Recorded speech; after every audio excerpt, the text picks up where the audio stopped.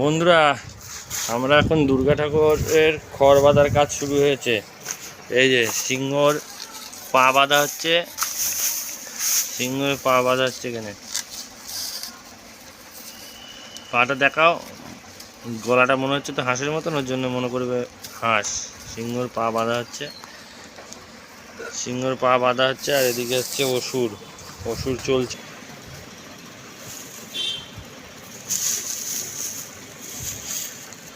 এখন বন্ধুরা এই অসুরের খড় বাঁধা হচ্ছে, অসুর হচ্ছে এটা, অসুর বাঁধা হচ্ছে।